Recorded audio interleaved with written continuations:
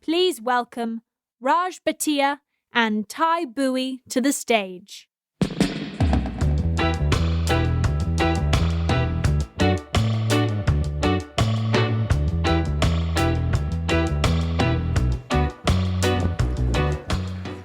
Okay, good afternoon, RDC. How's everybody doing? Is everyone feeling energized? Yeah, you guys having a good RDC?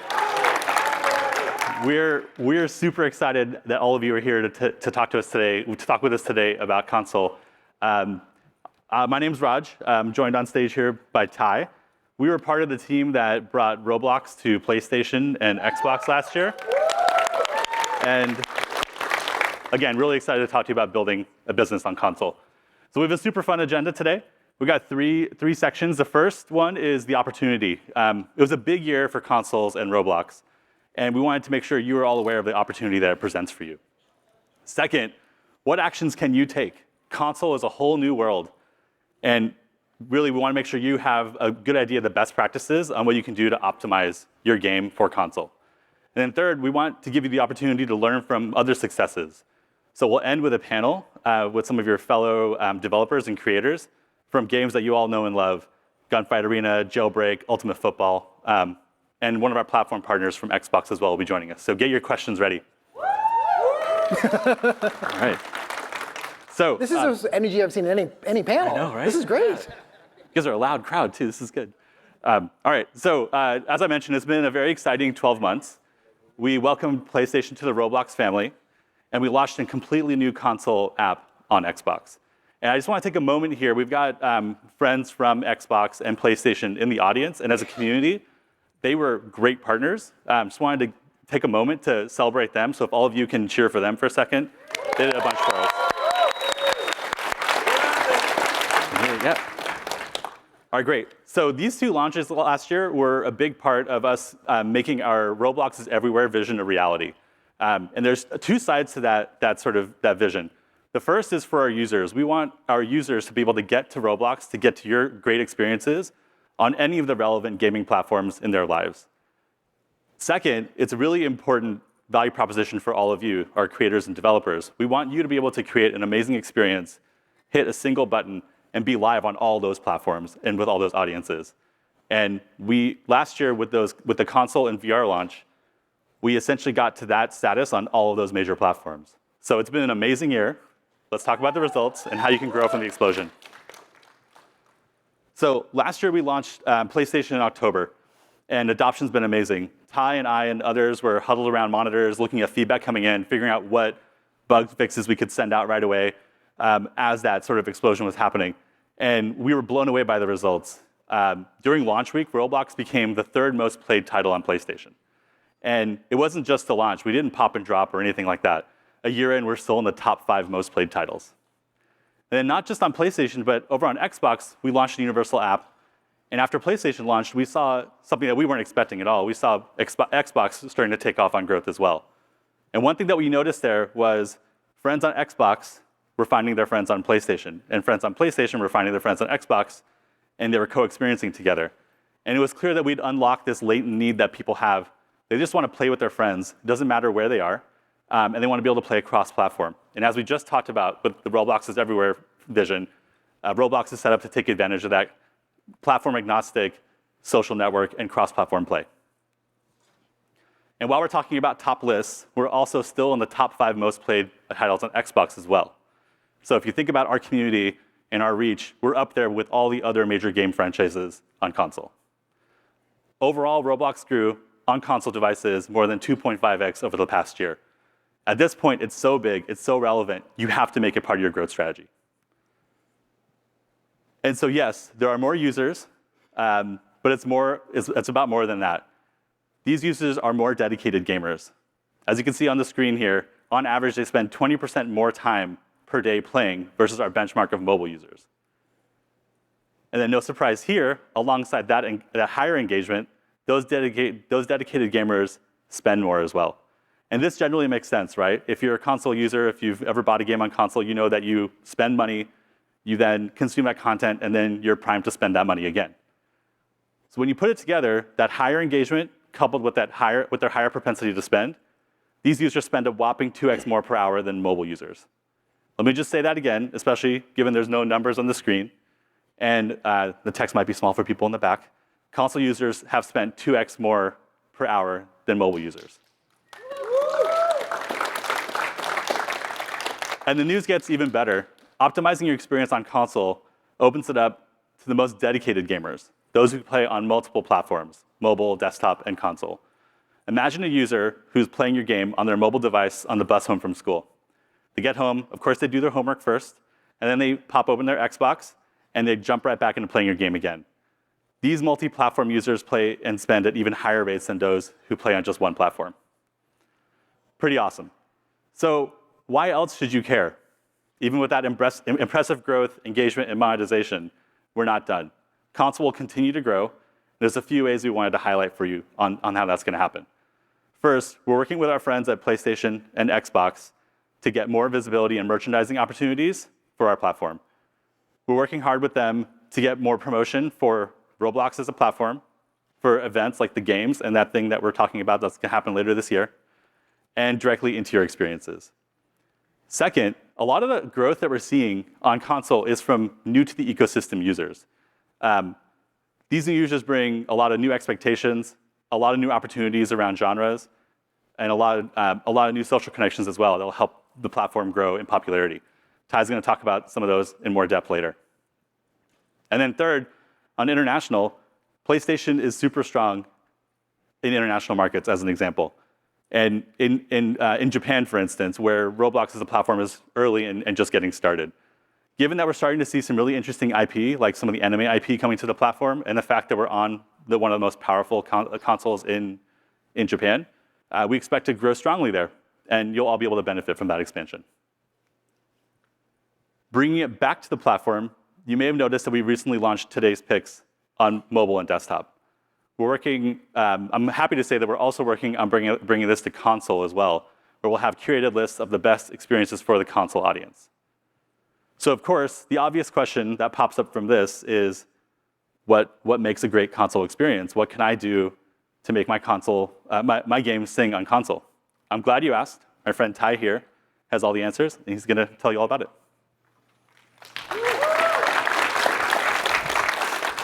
Thank you, Raj.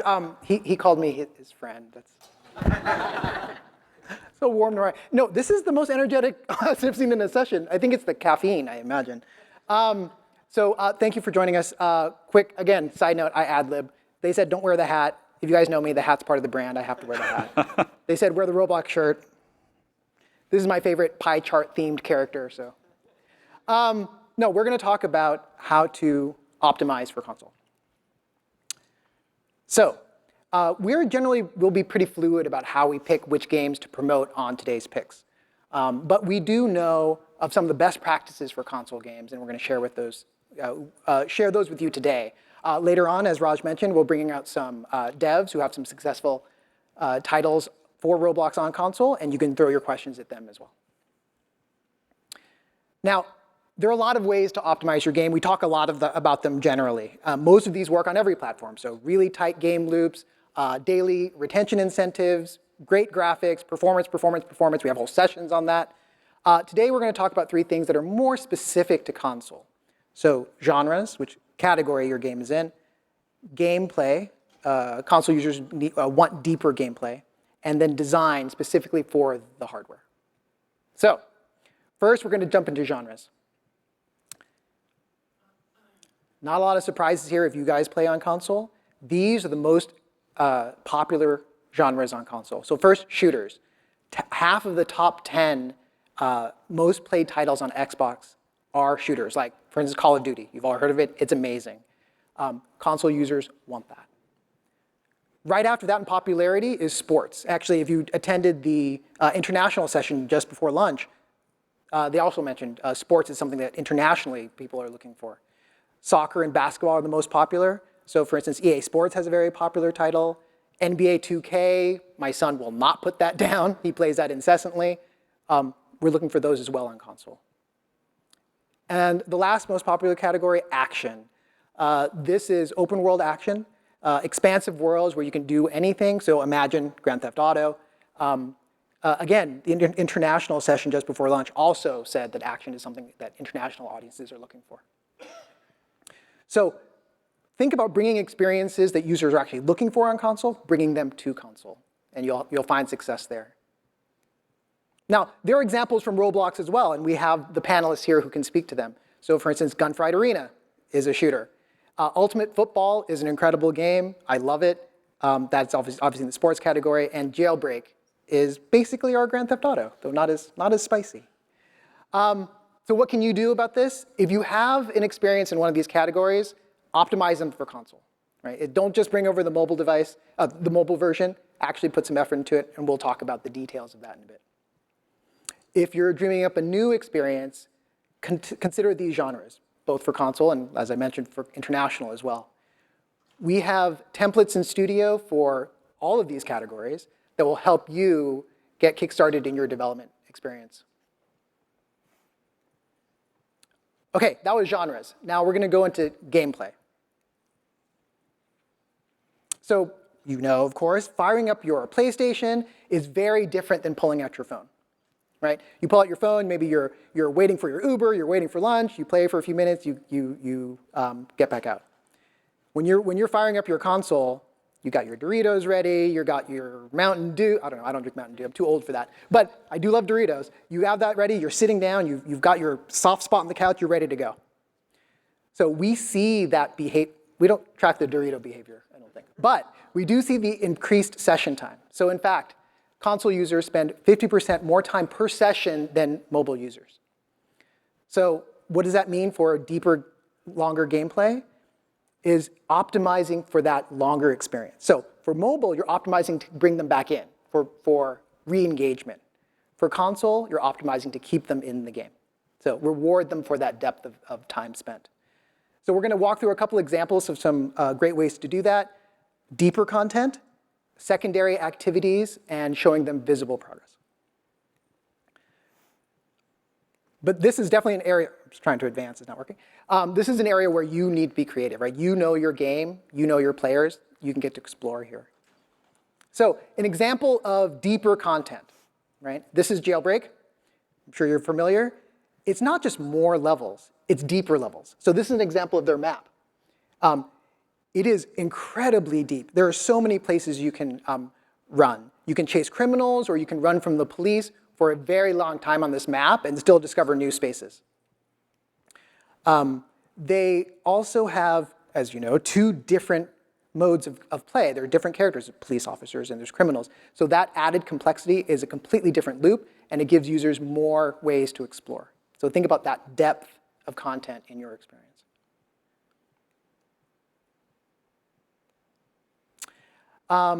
So an example of secondary activities. This is from Ultimate Football. Obviously, the main game loop is about playing football. But this is a screen of how to customize your player and customize the uniform and customize the actions and animations. This is very common in AAA titles. And it helps the user stay in the game when they're trying to take a break, let's say, from the main game loop. But it's not just about that deeper engagement. In this example, this is an alternate form of monetization, right? You can actually buy the cosmetics here.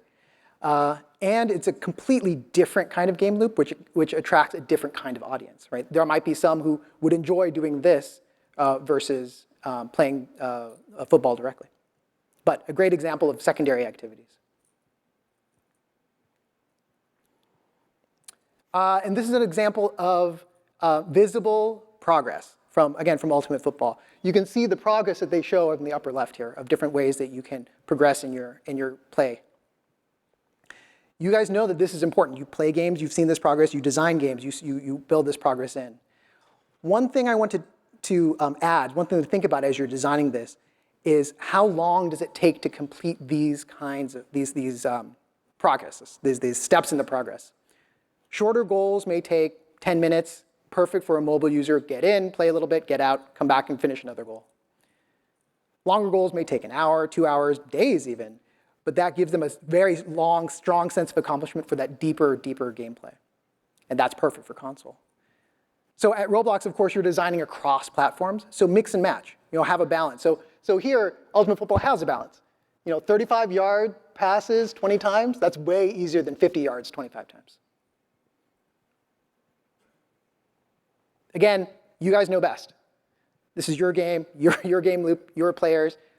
Figure out what works for your game. OK, so you've picked your genre. You've designed deep gameplay. Let's talk about design for the user's input, the controller, and the display, the TV. We've talked about this before, but this is very important. Users might be sitting 10 feet or more away from this screen. So what does that mean? That means you need to dynamically size your UI. So you scale your UI larger. We recommend 1.5 times for anything they need to interact with, fonts, icons, buttons, larger than you would on mobile. And also simplify your UI. Right? The simpler the UI, the easier it is to make them bigger, and the easier it is for the user to focus. Now, we have a lot of APIs for this that allow you to do it dynamically so that you don't have to hard code one size for mobile and console, but it'll adjust dynamically, and you can have a great experience on both.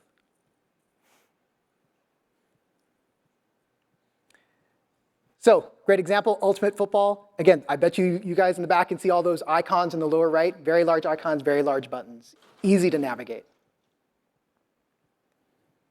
An example of a simplified navigation from Jailbreak. There are just 2 buttons in the middle of that screen. There are some on the outside, but you know where you have to focus, and it's very easy to see what your options are. Now, the simplified UI I just showed also means you're ready for, your navigation is ready for the controller. We recommend using the D-pad, up, down, left, right, select and back, or in and out.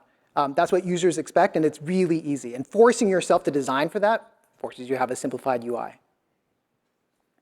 There are other ways to design for controllers. Use and show the right icons to tell users how to play. And we have APIs for this as well. You can check the documentation. So we have get image for key code, which will show the right icons for a PlayStation controller or an Xbox controller.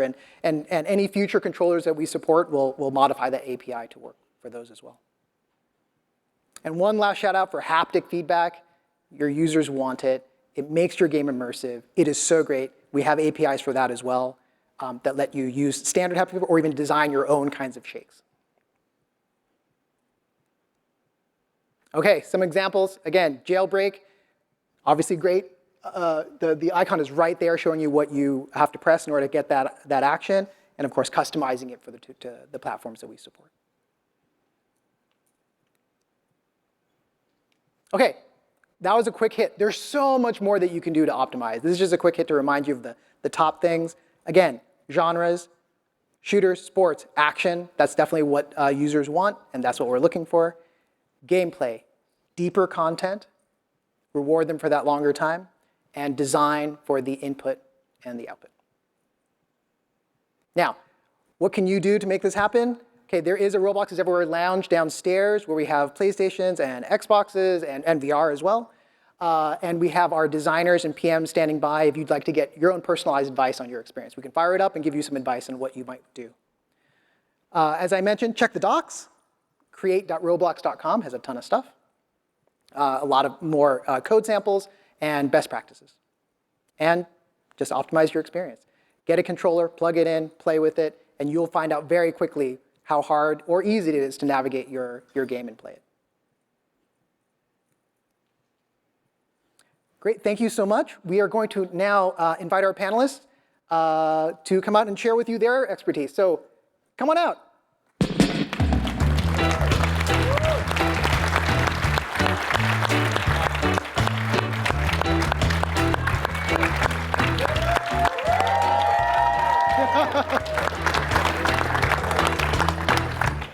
So we have, from left to right, we have Janzen, Madsen, Jandel.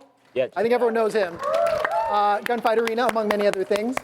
Alex Balfanz, Bad CC, Jailbreak.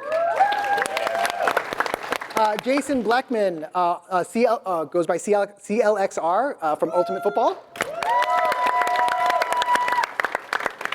And Tammy Levine, who goes by Divine Levine. Divine Levine. Divine Levine. I should rock. That's what we thought. Yeah. She is General Manager of Game Industry Marketing at Xbox. So thank you. Thank you. So we want to start with just a quick intro from each of you, quick rundown left to right, and then we'll throw some questions at you. Yeah, my name's Janzen or Jandel on the platform. Made a bunch of games like Dusty Trip, Gunfight Arena, Field Trip Z. Yeah. Alex, Bad CC on the platform. Joined Roblox in 2009, so I've been on the platform 15 years. Yeah, know so many of you, so cool. I'm Jason Blecman. I'm the creator of Ultimate Football. Alex has me beat at 2009. I'm 2011. Been in the Roblox football space the past 12-something years and counting. So. I'm Tammy Levine, and I'm at Xbox, and I've been in the gaming industry since the late 1900s, so a long time. And my kids are Roblox like power users, so super pumped to be here. So thank you. I'd like to start with a question for Tammy. Sure. Thank you for coming. How do you see Xbox gamers as different than, let's say, mobile or desktop gamers? So Xbox players are a really diverse bunch. When you think about people, especially in the Roblox community, who are playing, like I said, my kids, so I have two kids, two boys, 7 and 12. And they have been playing, the 12-year-old has been playing since he's like 5 or 6, and keeps playing, and the 7-year-old as well. And so I was commenting earlier that I was observing them kind of going off and playing other platforms and other games, and they are multi-platform players. And that's the thing about Xbox players too. They are multi-platform. They play on a lot of different devices. They are very comfortable moving fluidly across devices. They play across different genres, but they also keep playing well into their 20s, 30s, 40s, 50s, 60s. Xbox players grow with the platform and the genre. So I think that's one big difference. And they also, they spend a lot, they play a lot, they engage a lot. And if you are familiar with Xbox, we have a subscription called Game Pass. And it's just a really great example of a community that demonstrates that kind of engagement. They play outside Game Pass. They spend time, 50% of their time, they're playing games that aren't even in Game Pass. They are just highly engaged, big into community, big into engaging with all the content, and they spend a lot of time and a lot of money.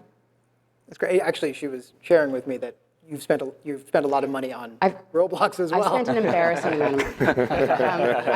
I have spent an embarrassing amount of money. I was talking to you, yeah. And I was talking to somebody else just backstage that when they asked me for my username, I actually was going to give my son's, because that's the one that's like auto-programmed. And I was like, are you going to check? Because I would rather you don't look at how much money I've spent on Roblox. It's a lot. I appreciate you paying my salaries. But the truth is, as a parent and a parent of gaming kids, they play on Xbox too, and they play on PC, and they play on iPad and on their phone. Like they play games everywhere, and I see how they move back and forth, and how they continue to grow in the ecosystem. Thank you. Thank you.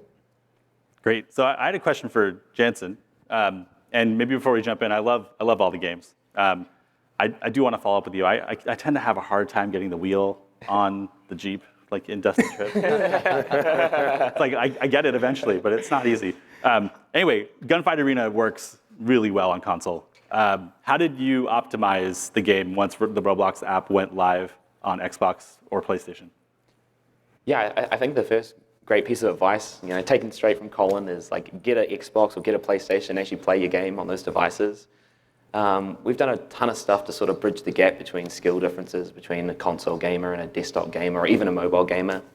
For example, like we have aim assist, and for console players it's turned up a little bit more. For mobile players it's turned down a little bit less. So that's the sort of thing that we approach with Gunfight Arena, like how we think about optimizing the game for those platforms. Yeah, that's awesome. And just to follow up on aim assist, right? I feel like you hear about skill differences or advantages or disadvantages that people have based on the gaming hardware that they're using, right? Whether it be performance or controls. How do you kind of handle that perception amongst your users on different platforms on a feature like aim assist being unfair? Yeah, so like first up, like if a console gamer like joins and they're not joining a friend, they'll get like teleported to like a lobby of other console gamers. Okay. So everyone's sort of on a level playing field. And yeah, I guess it's something you just have to deal with. Like our game is not super competitive. It's a little bit more lighthearted, a little bit more like a casual shooter. So I think we kind of get away with it. But I guess if you're making something a bit more competitive, you might want to, make sure it's a real even playing field. Awesome, thanks. So, question for Alex. Jailbreak, we showed a lot of examples here of how Jailbreak works well on console. How do you make sure that what you're making works well? Yeah, good question. Yeah, it took us some time. It wasn't always that way. Yeah, look, I play some console games. I've got an Xbox controller. But at the end of the day, like, what do I know about Xbox games, right? So I think the biggest benefit was like finding console native players that like really truly play only on console. They know the input schemes. They've played hundreds of games. They can pattern match. And working with them and making sure that we actually are implementing things that they're used to, that they expect when they come and join Jailbreak and play for the first time. Yeah. Yeah. And so how did you, or what advice do you have for them to find these console native players to test for you? Yeah. That's the beauty of Roblox. The developers in the community are so closely intertwined. We have a great QA team. We have like a dozen people that really routinely test Jailbreak, and every update I'll get a spreadsheet with like 100 bugs.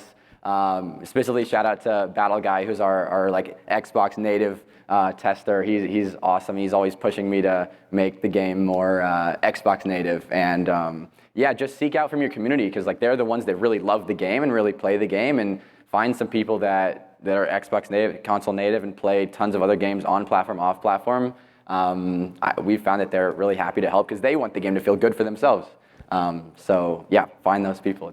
It's easy on Roblox. That seems to be a common theme in RDC. It's like the community is strong. Keep on leaning on that community, and they'll take care of you. Yeah. Can I add something? Yeah. The point about the controller and the control scheme. So you can't I want to just underline, and you can't overstate how important that experience is and how comfortable it needs to feel. So I think sometimes devs feel like, oh, I need to create a control scheme, and like you really don't. Yeah. You can copy an existing, if it's like for whatever genre you're building for, there is a control scheme out there, and people are used to a certain thing. Yep. Just roll with it. Like you don't need to reinvent things. You don't need to reinvent the wheel, because the most important thing is feeling really comfortable. And if you can get people to understand the control scheme built in straight away, you're already like off to the races. Yeah, I was talking to someone, like they were saying they've built, first time use Right. tooltips. No one reads them. Yeah. They just want to pull the right trigger Yeah. and do the thing Yeah. they expect. That they know, that they're already familiar with, totally. Yep. Great. So maybe a question for Jason in Ultimate Football.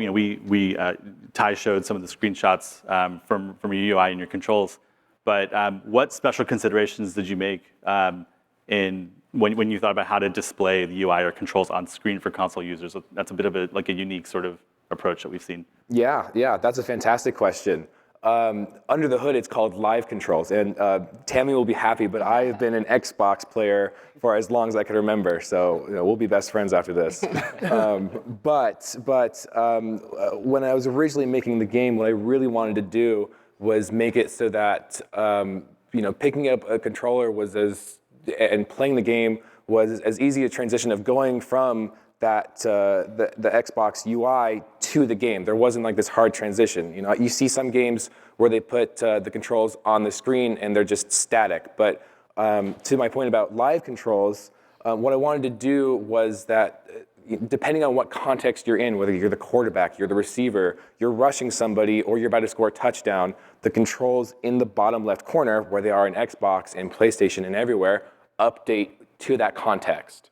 And so as a player, when I'm playing it on the 10-foot screen, that's what we call it, my intuition, just as I'm going from, say, the main menu or from another game or another console game outside of Roblox to Ultimate Football, I want to look in that bottom left corner. And it can be as simple as just a quick eye jolt and then back to what I'm doing. I don't have to go to the game description and find out what the controls are. I don't have to sift through all this UI of controls that might not be active. It updates with my experience as I'm playing it. Yeah, that's awesome. And real quick, before I ask the last question here that we have on deck, we've got mics open. Any questions that people want to ask either the panelists or the Roblox team, please get them and please line up. So just a final follow-up, Jason. On Tammy just mentioned this as well, but there's sports are a big genre on consoles. Yeah. There are just expectations around controls and UI. Did you see any specific ones that you picked up and brought into your experience? So when we figured out how we wanted the controls to work and which ones were which, to Alex's point, we took feedback directly from players to find out what they were most comfortable with. Okay. A is always jump. B is always not necessarily a negative action, but you're either offloading something or you're doing some kind of side action, whereas X is like your main action control. So when we went around figuring out what players wanted for those controls, number one, we made them customizable because we're never going to be able to satisfy everybody. We can't scratch every itch. And so what we did was we found what players were already familiar with, and we just built on top of that. Great, thank you. We have a question on the left here. Hi, my name is Hirsch. I'm a programmer. My question is about social and on console. So obviously, given on console, there's no text chat. So are you finding that users use the native built-in parties on Xbox or PlayStation, or how are they communicating and being social within your experiences?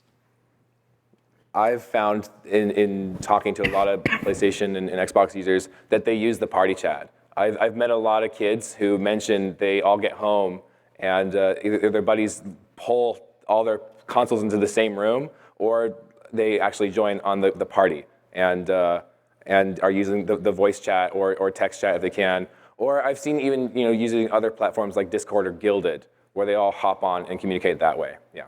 Yeah. Or I feel like it's very classic on console to have the kind of radial button where you you maybe have this in Gunfight, where it's like this is the intention I'm going to make. Like I'm going over here, or like I'm capturing this point. Yeah. That's very classic on console. Yeah, I was going to say the same thing. Yeah, like, it doesn't have to be like actually communicating. It can be an emote or anything like that. Yeah. Thank you for the question. We have time. I don't mind sitting here in silence. Okay, while you guys think, I'm actually going to throw a question to Jason. Okay. A quick question for you. In a previous session, I believe it was just announced that NFL is coming. Can you tell us a little bit about that? Yes. So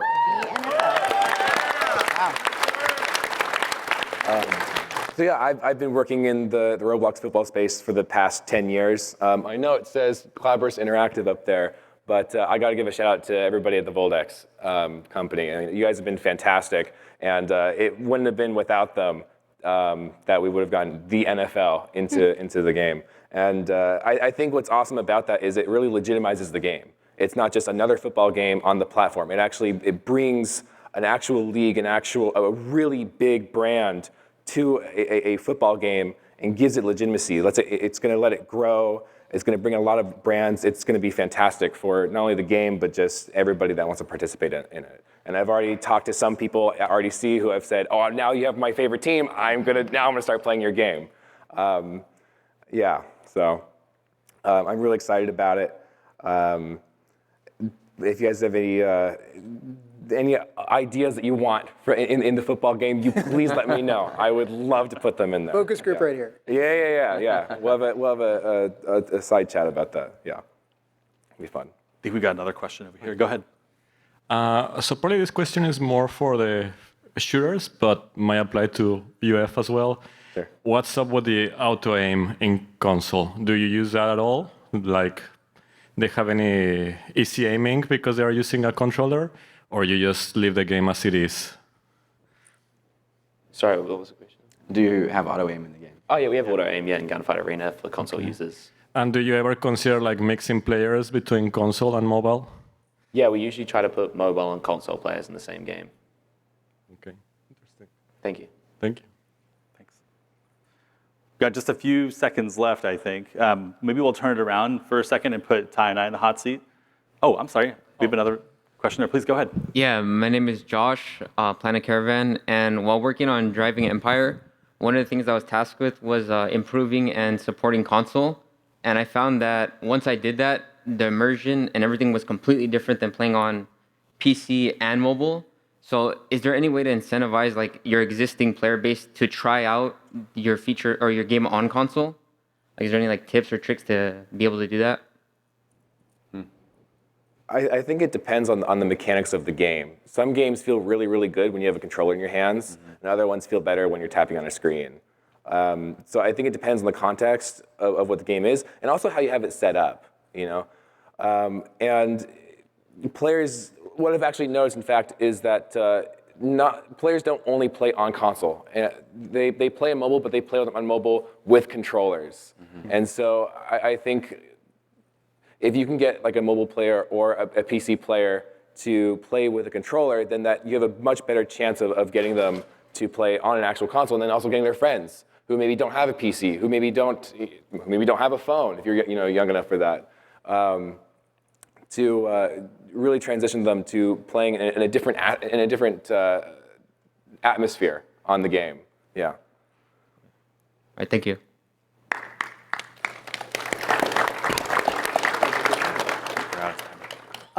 We are actually out of time. The next session actually starts in like 9 minutes.